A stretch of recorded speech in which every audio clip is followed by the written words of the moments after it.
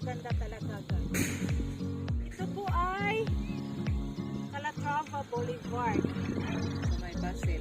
Sa may Pasel.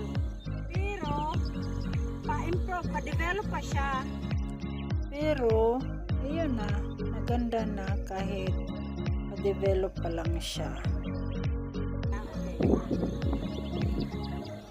Ipakita ko sa iyo ang magandang lugar. Kaya lang, bago nun, ayan, syempre, baka nakalimutan nyo at bago pa kayo sa aking channel, like na! At merong share na para makikita sa lahat ng mga friends nyo kung anong mga nakikita at nalalaman nyo.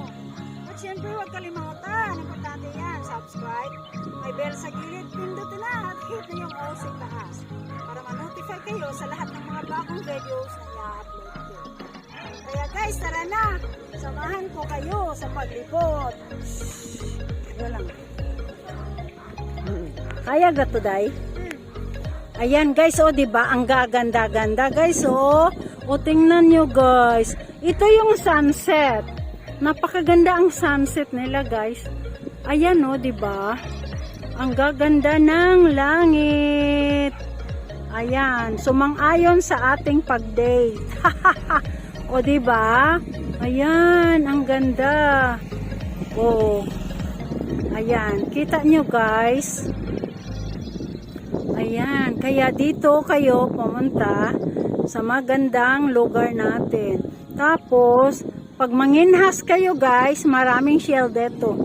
Oo, maraming shell dito guys. Marami kayong makukuha. Kaya, punta na kayo dito para mai-enjoy din kayo. Ayan, ang marami ditong mga pagkain. Yan, magtitinda din sila dito ng mga sugba-sugba. Kaya, mai-enjoy kayo sa pagkain dito.